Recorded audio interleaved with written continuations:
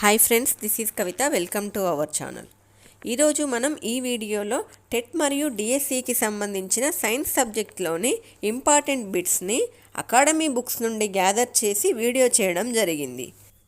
Maybe ఈ all important bits 3 or 4 వీడియోస్లో టోటల్గా కవర్ చేయడం జరిగింది friends.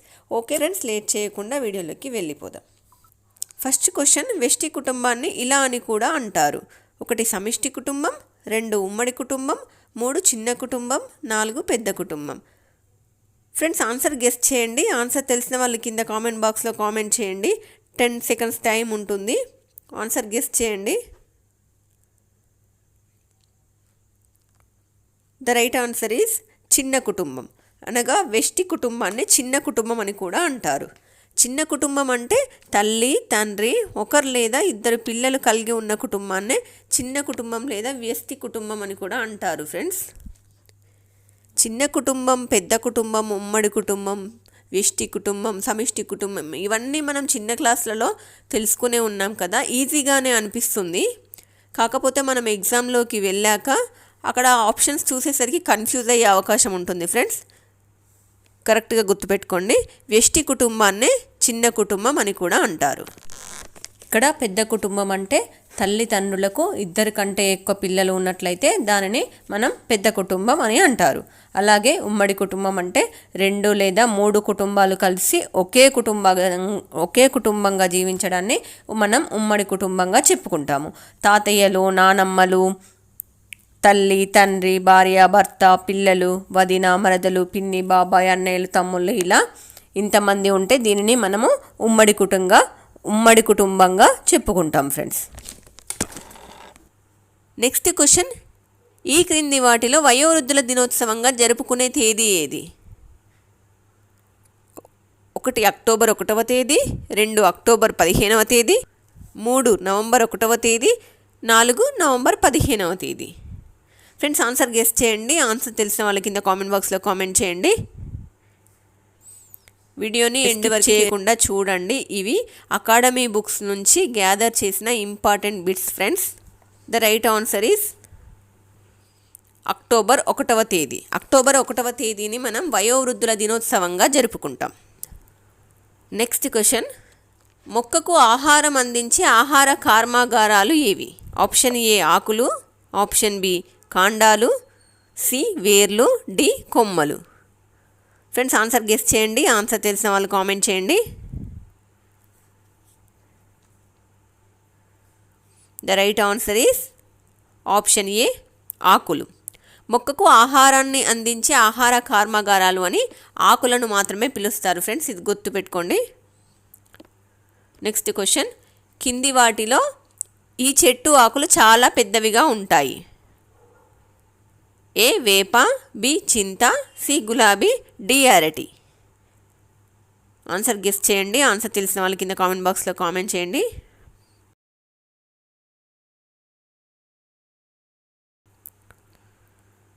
The right answer is option D అరటి. నెక్స్ట్ క్వశ్చన్, మొక్కకు ఆసరా ఇచ్చే భాగం ఏది?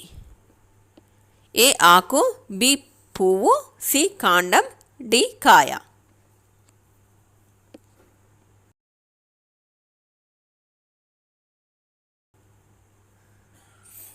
ద రైట్ ఆన్సర్ సి కాండం. మొక్కకు ఆసరా ఇచ్చే భాగం ఏది? మొక్కకు ఆసరా ఇచ్చే భాగం కాండం. కాండం బలంగా ఉంటే మొక్క కూడా బలంగా ఉంటుంది కదా ఫ్రెండ్స్. సో పువ్వు కానీ ఆకు కానీ కాయ బలంగా ఉన్న మొక్కకు అది ఆసరాగా ఉండదు కదా, కాండం మాత్రమే మొక్కకు ఆసరా ఇచ్చే భాగం. నెక్స్ట్ క్వశ్చన్, ఈ క్రింది వాటిలో మొక్కలు దేనిని పీల్చుకొని దేనిని విడిచిపెడతాయి? Option A oxygen, carbon dioxide, B sulphur dioxide and oxygen, C oxygen and nitrogen, D carbon dioxide and oxygen. Answer guess చేయండి. The right answer is D carbon dioxide and oxygen. మొక్కలు ఆక్సిజన్ని విడుదల చేస్తాయి కదా ఫ్రెండ్స్, మొక్కలు carbon డైఆక్సైడ్ని పీల్చుకుంటాయి. రాత్రి వేళలో మొక్కలు కార్బన్ డైఆక్సైడ్ను పీల్చుకుంటాయి, ఆక్సిజన్ని వదిలిపెడతాయి. అందుకోసమే పెద్దవాళ్ళు అంటుంటారు కదా, రాత్రిపూట చెట్ల కింద ఉండకూడదని. ఎందుకంటే మొక్కలు రాత్రిపూట కార్బన్ డైఆక్సైడ్ని గ్రహిస్తాయి. నెక్స్ట్ క్వశ్చన్, నేల మీద మాత్రమే నివసించే జంతువులను ఏమంటారు? ఏ భూచర జీవులు, బి జలచర జీవులు, సి ఉభయచర జీవులు, డి పైవన్నీ. ఆన్సర్ గెస్ చేయండి. తెలిసిన వాళ్ళు కింద కామెంట్ చేయండి. రైట్ ఆన్సర్ భూచర జీవులు. నేల మీద మాత్రమే నివసించే జీవులను భూచర జీవులు అంటారు. అండ్ బి జలచర జీవులు అంటే నీటిలో మాత్రమే జీవించే జీవులను జలచర జీవులు అంటారు. ఉభయచర జీవులు అంటే నీటిలో మరియు నేల మీద రెండింటిలో నివసించే వాటిని ఉభయచర జీవులు అంటారు. ఇక్కడ క్వశ్చన్ ఏంటి, నేల మీద మాత్రమే నివసించే జంతువులను ఏమంటారు అంటే భూచర జీవులు. నెక్స్ట్ క్వశ్చన్, పడవ ఆకారపు శరీరం, వాజాలు, మొప్పలు నీటిలో నివసించడానికి ఈ జంతువులకు సహాయపడతాయి. 1 భూచర జీవులు, 2 జలచర జీవులు. ఆప్షన్ ఏ 1 మాత్రమే, ఆప్షన్ బి 2 మాత్రమే, ఆప్షన్ సి 1 మరియు 2, ఆప్షన్ డి ఏది కాదు. ఆన్సర్ గెస్ చేయండి. తెలిసిన వాళ్ళ కింద కామెంట్ చేయండి.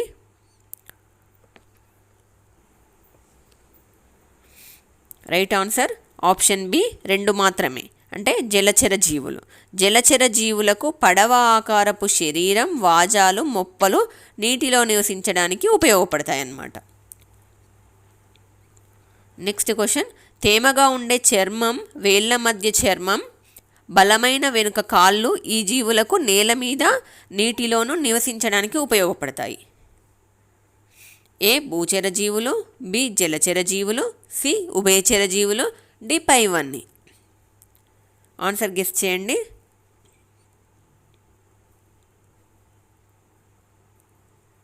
రైట్ ఆన్సర్ వచ్చేసి ఆప్షన్ సి ఉభయచర జీవులు. ఉభయచర జీవులకి తేమగా ఉండే చర్మము, వేళ్ళ మధ్య చర్మము, బలమైన వెనుక కాళ్ళు ఈ జీవులకి నేల మీద మరియు నీటిలోను 2 ప్లేస్లలో నివసించడానికి ఉపయోగపడే విధంగా శరీరం అనేది నిర్మించబడి ఉంటుంది. అందుకే ఇవి ఏ ప్లేస్లో అయినా ఉండగలుగుతాయి. భూమి మీద మరియు నీటిలో ఉండే జీవులు ఏమంటారు? ఉభయచర జీవులు. నెక్స్ట్ క్వశ్చన్, క్రింది వాటిలో ఉభయచర జీవికి ఉదాహరణ కానిది ఏది? 1 కప్ప, గుడ్లగూబ, సాలమాండర్ మరియు మిడత. ఆప్షన్స్ వచ్చేసి A 2 and 3, B 1 and 4, C 2 and 4, D 1 and 3.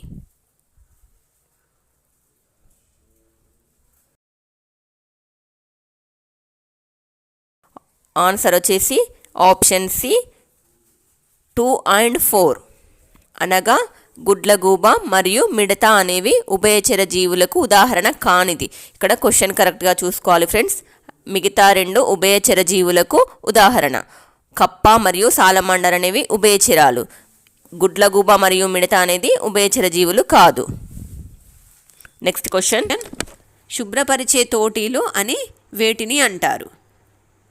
ఏ కాకులు, బి నక్కలు, సి రాబందులు, డి పైవన్నీ.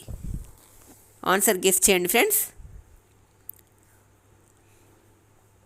The right answer is option D పైవన్నీ. శుభ్రపరిచే తోటీలను వీటిని అంటారు. శుభ్రపరిచే తోటీలని కాకులు, నక్కలు, రాబందులు వీటన్నిటినీ కూడా శుభ్రపరిచే తోటీలు అని అంటారు. ఎగ్జామ్లో ఈ 3 ఏ ఒక్క ఆప్షన్ అయినా కూడా ఇవ్వచ్చు, అన్ని ఆప్షన్స్ కూడా ఇవ్వచ్చు. సో అన్నిటి పేరు గుర్తుపెట్టుకోండి ఫ్రెండ్స్. కాకులు, నక్కలు, రాబందులు వీటన్నిటినీ కూడా శుభ్రపరిచే తోటీలు అని అంటారు. నెక్స్ట్ క్వశ్చన్, ఈ క్రింది వాటిలో చైల్డ్ హెల్ప్ లైన్ నెంబర్ ఏది? A 1078, B 1098, C 1089, D 1099. Answer guess చేయండి friends. The right answer is option B 1098. Child helpline number 1098. Next question, మనకు చెరకు నుండి లభించనిది ఏది? ఏ చక్కెర, బి బెల్లం, సి పన్నీరు, డి ఏది కాదు. ఇక్కడ క్వశ్చన్ కరెక్ట్గా చూడండి ఫ్రెండ్స్. మనకు చెరకు నుండి లభించనిది ఏది? ఈ ఎగ్జామ్స్లో క్వశ్చన్స్ అనేవి ఇలా డిఫరెంట్గానే అడుగుతారు ఫ్రెండ్స్. డైరెక్ట్గా ఉండవు, ఎక్కువ శాతం ఇండైరెక్ట్గా ఉండే ఛాయిసే ఉంటుంది కదా. ఇలా మనకు చెరకు నుండి లభించనిది ఏది అంటే చక్కెర మనకు చెరకు నుండే లభిస్తుంది, బెల్లము చెరకు నుండే లభిస్తుంది, పన్నీరు మాత్రం మనకు పాల నుండి లభిస్తుంది. సో ఇక్కడ ఆన్సర్ వచ్చేసి చెరకు నుండి లభించనిది ఏది అంటే పన్నీరు. నెక్స్ట్ క్వశ్చన్, ప్రకృతిచే మనకు ప్రసాదించబడిన మొక్కల్లో పోషక విలువలు ఎక్కువగా ఉన్న భాగం ఏది? ఏ కూరగాయలు, బి పండ్లు, సి వేర్లు, డి ఆకులు.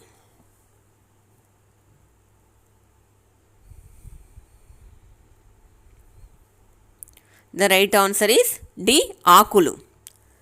ప్రకృతిచే మనకు ప్రసాదించబడిన మొక్కల్లో పోషక విలువలు కూరగాయలు, పండ్లు, వేర్ల కంటే కూడా మనకు ఆకుకూరల్లో ఎక్కువగా పోషక విలువలు ఉంటాయి ఫ్రెండ్స్.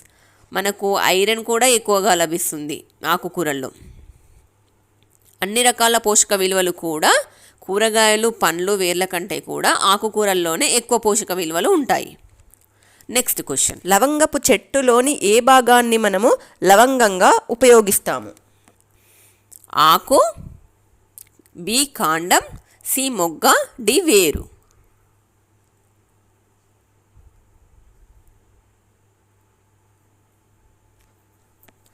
రైట్ ఆన్సర్ వచ్చేసి సి మొగ్గ.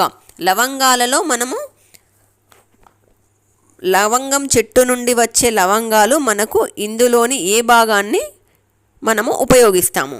లవంగాల చెట్టులోని ఆకు కాదు కదా, కాండం కూడా కాదు, వేరు కూడా కాదు, మొగ్గలాంటి భాగాన్నే, లవంగం చెట్టు నుండి వచ్చే మొగ్గలాంటి భాగాన్నే మనము లవంగంగా ఉపయోగిస్తాము. నెక్స్ట్ క్వశ్చన్, ప్రపంచ ఆరోగ్య దినోత్సవం ఎప్పుడు? Option A April 7, B May 7, C February 5, D June 12. Answer guess చేయండి ఫ్రెండ్స్. రైట్ ఆన్సర్ వచ్చేసి ఆప్షన్ ఏ ఏప్రిల్ 7. ప్రపంచ ఆరోగ్య దినోత్సవంగా మనము ఏప్రిల్ 7వ తేదీని జరుపుకుంటాము. నెక్స్ట్ క్వశ్చన్, క్రింది వాటిలో అన్ని అవయవాలలో కంటే కూడా పెద్ద అవయవం ఏది? ఏ ముక్కు, బి చర్మం, సి నాలుక, డి చెవి. ఆన్సర్ గెస్ చేయండి ఫ్రెండ్స్.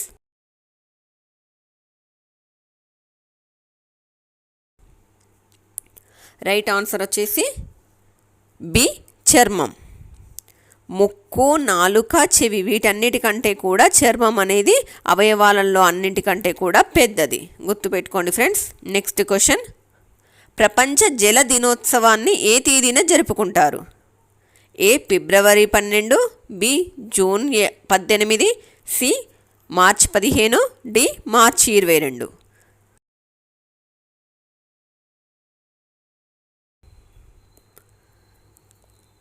రైట్ ఆన్సర్ వచ్చేసి మార్చి 22. మార్చి 22 రోజున ప్రపంచ జల దినోత్సవంగా జరుపుకుంటారు. నెక్స్ట్ క్వశ్చన్, బండి చక్రాలు టైర్లతో నిర్మించబడి ఉండి ఒక ప్రాంతం నుండి ఇంకో ప్రాంతానికి నడపడానికి వీలుగా ఉండేది ఏది? ఏ క్యారవాన్, బి కచ్చా ఇల్లు, సి పక్కా ఇల్లు, డి ఏది కాదు.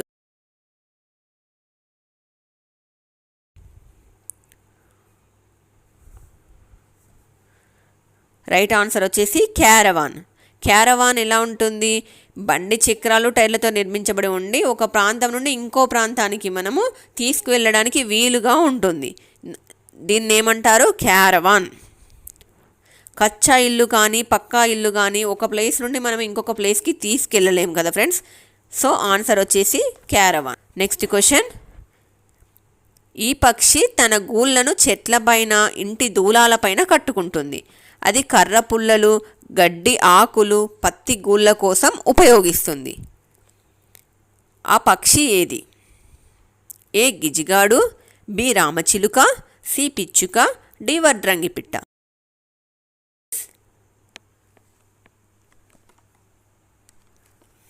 The right answer is C పిచ్చుక.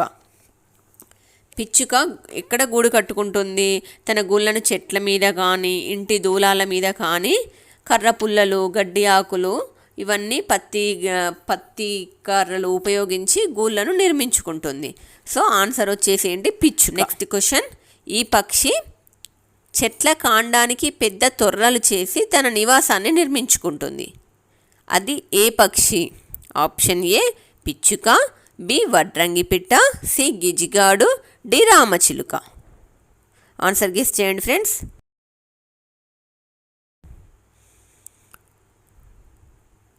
రైట్ ఆన్సర్ వచ్చేసి ఆప్షన్ బి వడ్రంగి పిట్ట. వడ్రంగి పిట్ట ఎక్కడ గూళ్ళను నిర్మించుకుంటుంది? పక్షి చెట్ల కాండాలకు తొర్రలు చేసి తన నివాసాన్ని ఏర్పరచుకుంటుంది అక్కడ. నెక్స్ట్ క్వశ్చన్, రోడ్ల తయారీకి వాడే పదార్థాలను బట్టి రోడ్లను ఎన్ని రకాలుగా విభజించవచ్చు? ఏ 3 రకాలు, బి 4 రకాలు, సి 2 రకాలు, డి 6 రకాలు.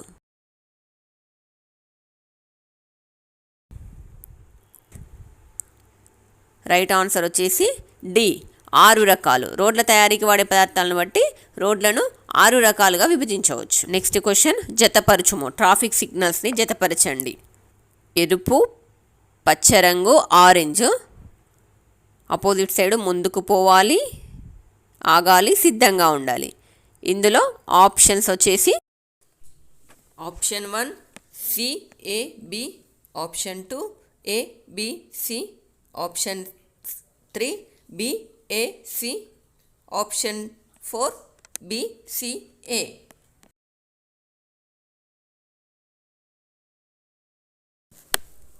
The right answer is option 3 B A C. అనగా ఎరుపు రంగు వచ్చినప్పుడు ఆగాలి, పచ్చ రంగు వచ్చినప్పుడు ముందుకు పోవాలి, ఆరెంజ్ వచ్చినప్పుడు సిద్ధంగా ఉండాలి. So the right answer is option 3. ఇలాంటి జతపరచుము క్వశ్చన్స్ ఎందుకంటే ఒక క్వశ్చన్లోనే మీకు 3 ఆన్సర్స్ కవర్ అవుతాయి ఫ్రెండ్స్. అందుకోసమే ఇలాంటివి కూడా కొన్ని క్వశ్చన్స్ చేయడం జరిగింది. నెక్స్ట్ క్వశ్చన్, ఏనుగులు గీంకారం ద్వారా దూరంగా ఉన్న ఇతర గుంపులతో మాట్లాడగలవు. ఇది ఏ రకమైన భావ వ్యక్తీకరణ? ఏ దృశ్య భావ వ్యక్తీకరణ, బి శ్రవణ భావ వ్యక్తీకరణ, సి రసాయన భావ వ్యక్తీకరణ, డి స్పర్శ భావ వ్యక్తీకరణ.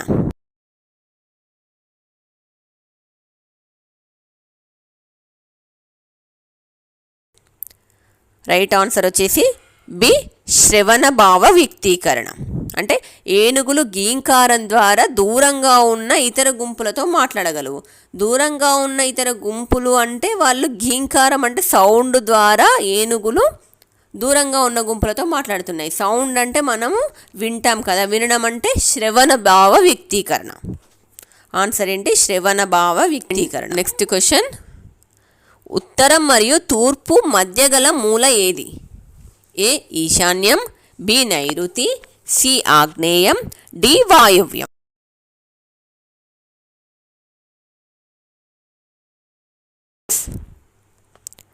రైట్ ఆన్సర్ వచ్చేసి ఆప్షన్ ఏ ఈశాన్యం. ఈశాన్యం అంటే మనకు ఇక్కడ ఉత్తరం మరియు తూర్పుకు మధ్యలో ఉంటుంది. ఈ దిక్కులు మూలలు అని ఉంటాయి కదా ఫ్రెండ్స్. దిక్కులు అంటే 4: తూర్పు, పడమర, ఉత్తరం, దక్షిణం. ఈ 4 వీటిని దిక్కులు అంటారు. వీటి మధ్యలో ఉండే వాటిని మూలలు అంటారు ఫ్రెండ్స్. ఈ మూలలు దిక్కులు అన్నీ కలిపి నేను ఒక చిన్న టిక్ చెప్తాను, ఈ విధంగా మీరు గుర్తుపెట్టుకోండి. ఉ ఈ తూ ఆద నైపవ. ఉ ఈ తూ ఆద నైపవ అంటే ఇక్కడ చూడండి ఫ్రెండ్స్, ఉ ఈ తూ అంటే ఉత్తరానికి మరియు తూర్పుకి మధ్యన ఇక్కడ కనిపిస్తుంది కదా ఈశాన్యం. ఇక్కడ క్వశ్చన్ కూడా అదే కదా, ఉత్తరం మరియు తూర్పు మధ్య గల మూల ఏంటి? ఈశాన్యం. ఈ విధంగా మీరు ఇది ఒకటి గుర్తుపెట్టుకుంటే దీని మీద ఒక క్వశ్చన్ ఏ విధంగా క్వశ్చన్ అడిగినా కూడా ఆన్సర్ చేయొచ్చు ఫ్రెండ్స్. నెక్స్ట్ క్వశ్చన్, కింది వాటిలో అవుట్డోర్ గేమ్ కానిది ఏది? A football, B tennis, C table tennis, D tennikoit.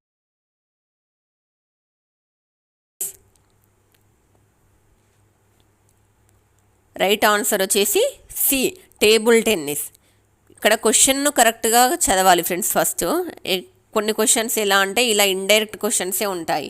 మనం ఏంటి అక్కడ క్వశ్చన్ కరెక్ట్గా చూడకుండా సగం వరకే క్వశ్చన్ చూస్తే అక్కడ కింది వాటిలో అవుట్డోర్ గేమ్ కానిది ఏది అని ఉంది ఇక్కడ.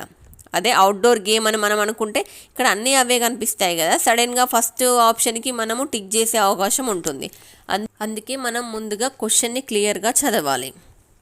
సో ఇక్కడ ఆన్సర్ వచ్చేసి కింది వాటిలో అవుట్డోర్ గేమ్ కానిది ఏది అంటే టేబుల్ టెన్నిస్. నెక్స్ట్ క్వశ్చన్, సాయంత్రం పిల్లలు ఆడడానికి అనువైన సమయం ఏది? A 3 to 4, B 4 to 6, C 5 to 7, D 3 to 5. Answer guess చేయండి ఫ్రెండ్స్. రైట్ ఆన్సర్ వచ్చేసి బి 4 to 6. 4 o'clock to 6 o'clockకి సాయంత్రం పిల్లలు ఆడుకోవడానికి అనువైన సమయం ఫ్రెండ్స్. ఈ సైన్స్ సబ్జెక్టుకు సంబంధించిన మిగతా ఇంపార్టెంట్ బిట్స్ని నెక్స్ట్ వీడియోలో కవర్ చేస్తాను ఫ్రెండ్స్. మీకు ఈ వీడియో నచ్చినట్లయితే వీడియోని లైక్ చేయండి. డిఎస్సి ప్రిపేర్ అయ్యే మీ ఫ్రెండ్స్కి, టెట్ ప్రిపేర్ అయ్యే మీ ఫ్రెండ్స్కి కూడా వీడియోని షేర్ చేయండి. మరి ఇలాంటి ఇంట్రెస్టింగ్ వీడియోస్ కోసం మన ఛానల్ని సబ్స్క్రైబ్ చేయండి. Thanks for watching.